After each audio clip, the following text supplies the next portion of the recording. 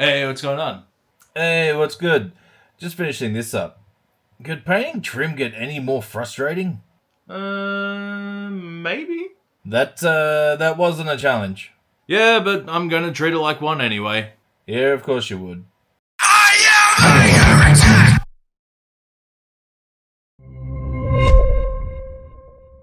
As someone that grew up in the 90s, the wounding spill damage from the 80s has heavily influenced my taste in movies, music, aesthetics, and even sports teams. Because let's be honest, this is definitely nostalgia. It has nothing to do with the current front of house. It's been a rough few years. All of these mediums play a part ultimately in where we draw a lot of inspiration from. It's also the reason that a lot of models that we paint on the channel are eye-bleedingly obnoxious. But sometimes you have to pull that back to make room for some bigger details. And this video is going to do just that. You've seen the thumbnail already. We're going to do a black and white Emperors Children armor and let things like Leopard Print, Zebra Print, and Hyper Hot Pink shine through. Because this whole idea originated from getting up close and personal and getting super fine with some of those details on the trim, we're going to need a little bit of extra access.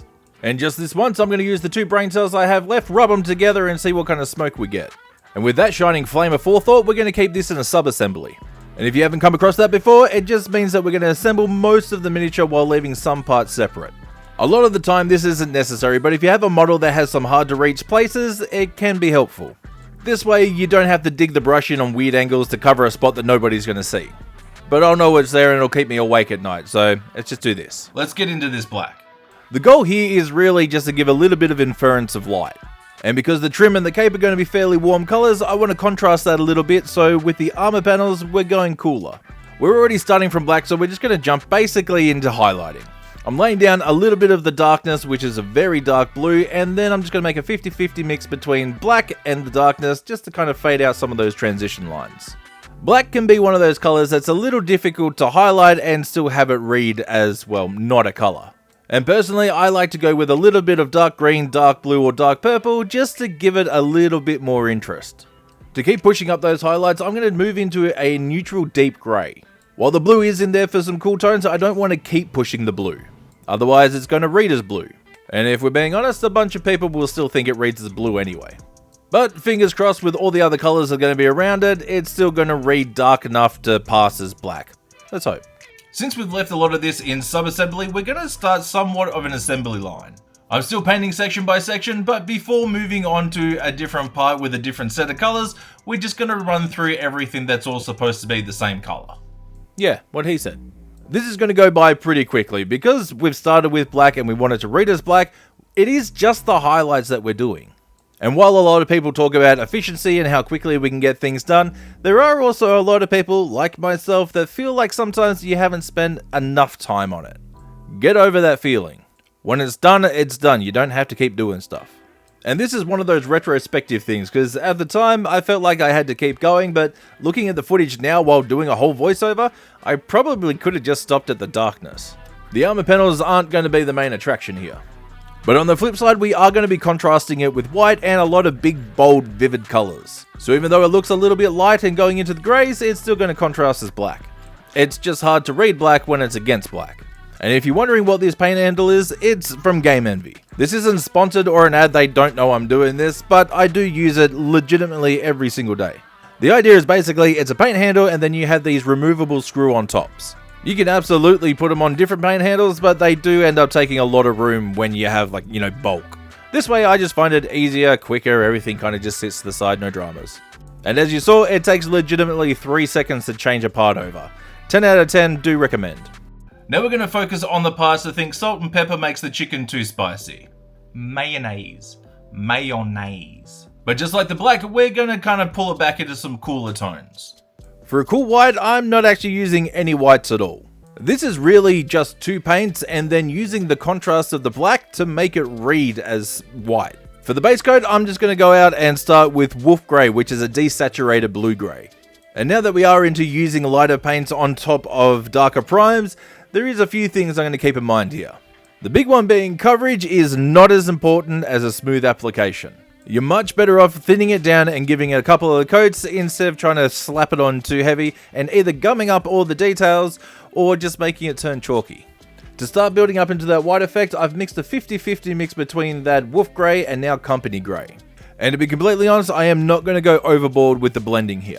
All that first coat of the wolf grey is going to stay in our recesses, and that's going to give us a shadow tone. It's still very light, but that's what we want. It's a light colour. They have light shadows. And we wanted to keep it cool, just like the rest of the black armour, so we leaned into that blue. And now I'm starting to move into the company grey and still doing the same thing. This is more about avoiding chalkiness and texture than it is about blending. And if you do find that you're having a little bit of trouble blending in these whites, you can actually go backwards and glaze over a little bit of wolf grey. Lighter colours don't tend to glaze well, but in this application it'll do just enough to smooth everything out for you. But again, I'm not actually worried about the smoothness of blends here at all. Reason being, you'll see at the end of this video, and you've seen in the thumbnail already, this whole leg is going to be zebra print. And because it's a naturally camouflaging pattern, we don't really have to go balls deep on trying to get all those silky smooth blends. It's going to take up a lot of space, it's going to be the big part of the visual impact, so honestly there is not a lot of point wasting too much time. And now as we start changing places, we're going to start picking up some of these other armor panels in the same recipe. Hands, forearms, just places.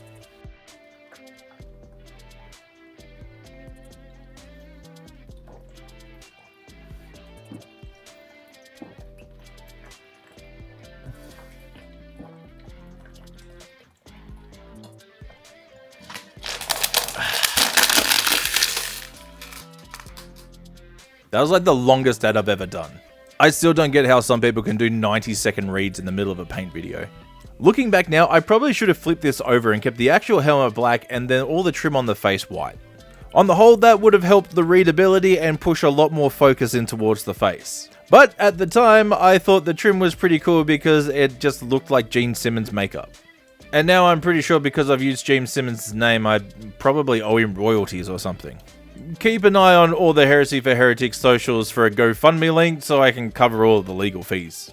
Oh yeah, well I've got the company grey out and a very sharp brush, I'm gonna just pick out some of these eyes. And I say some like there isn't just two.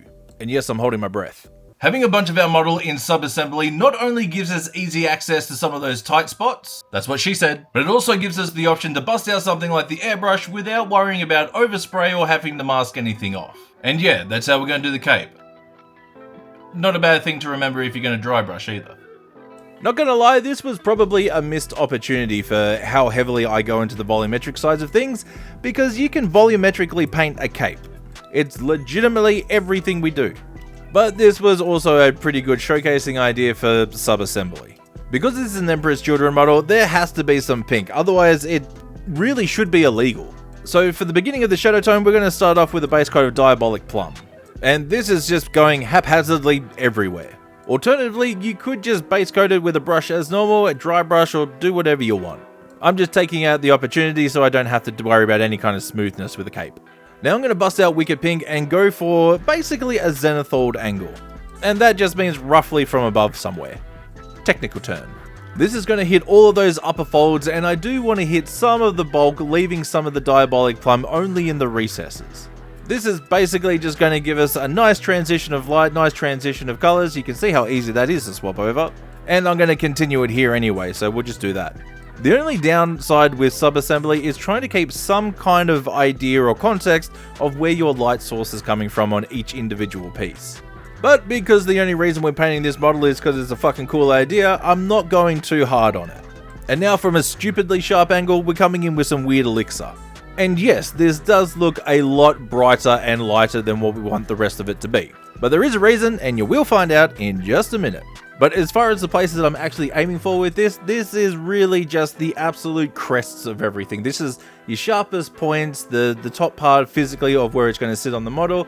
That's all we're trying to do, is add a little bit more reinforcement of the idea of the light direction. And you really don't need a lot. You're actually better off with less than more in this case. The airbrush is awesome for blending and softening, but not so much for sharp detail. Yes, it is possible, but I don't really have that skill set at this scale. I don't really know anybody that does. So, we need the brush. I'm not one of those trust the process kind of guys, but there is a reason to this massive jump. Which is weirdly also not a jump at all. With weird Elixir on the brush, I'm just going to go through and pick out the highest, sharpest details. And don't worry, there is another step afterwards. At the moment, it looks like shit. I get it.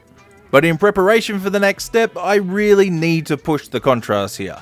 We want that incredibly high contrast, visibly obnoxious detail to stick out.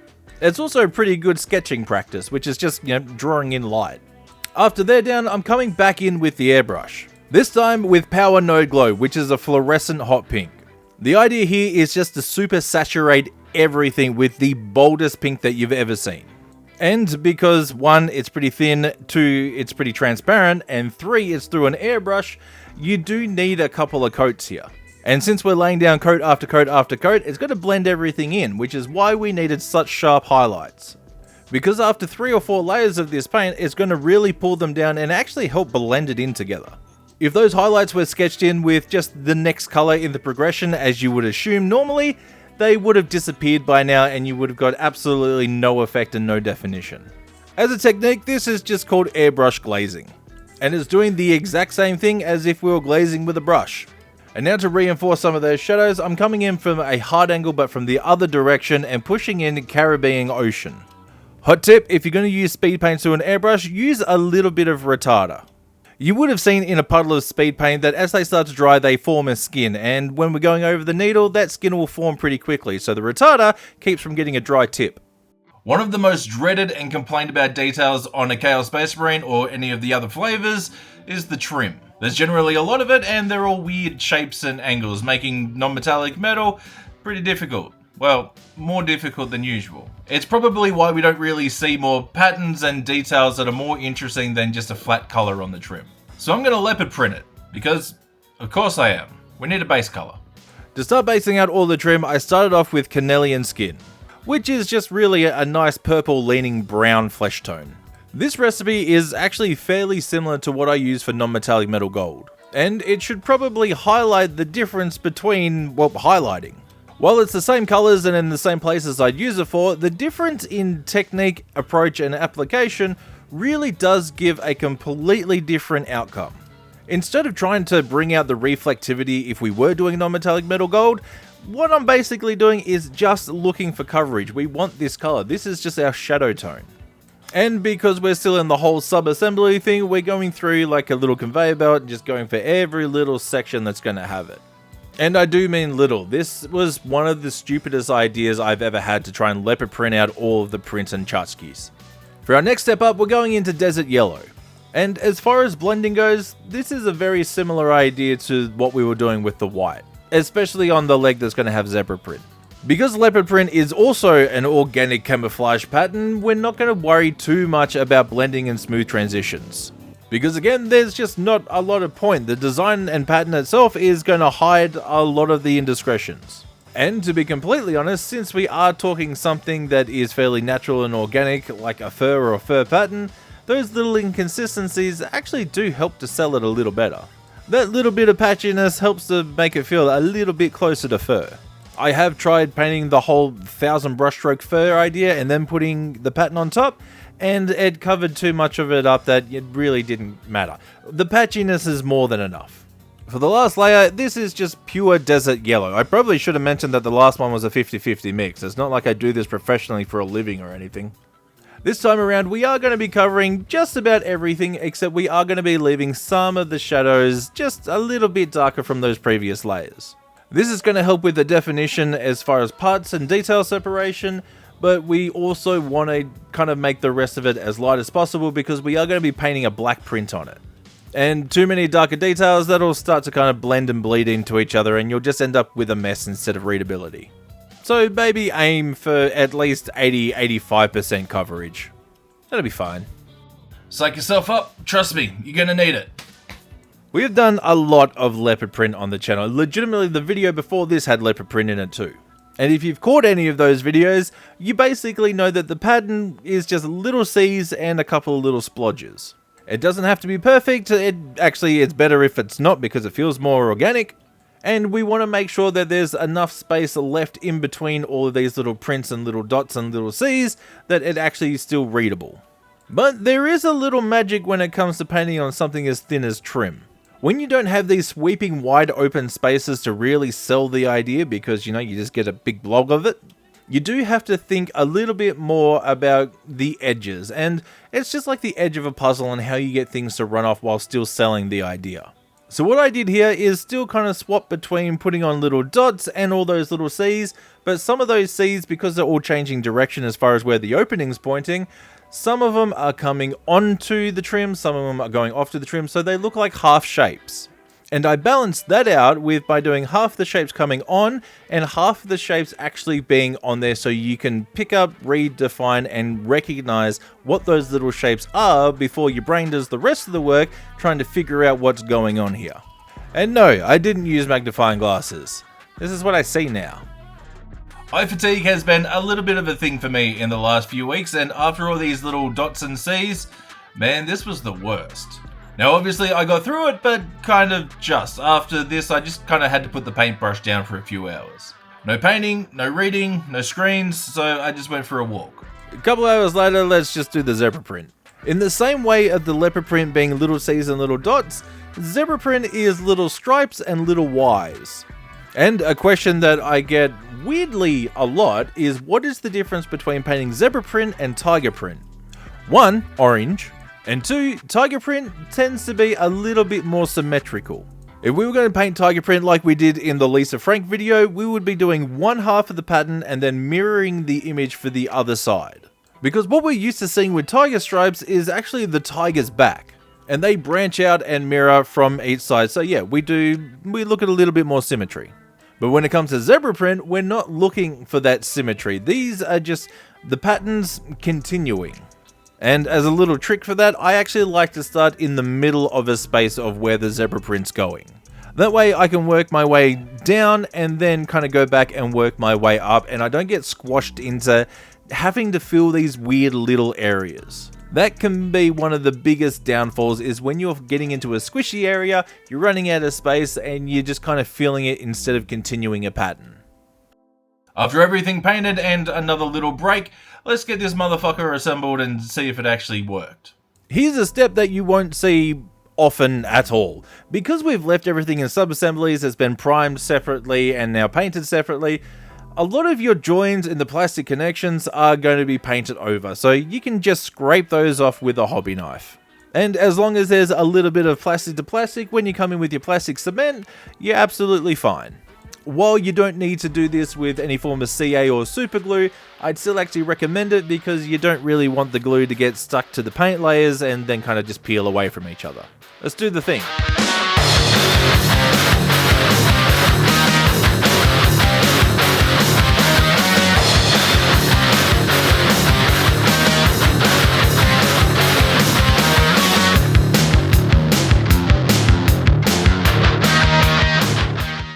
As much as I was complaining through the video and actually through painting it, it wasn't actually that bad to paint leopard print on trim. And even though there's a lot of bias involved because I did it, I kind of really fucking love this. I probably couldn't do an entire army because I'd end up blind, but maybe a kill team. Either way, we're going to see this again. As always, a massive thank you to InGames, the Army Painter, and the best Patreon members in the world. Big love, you filthy heretics.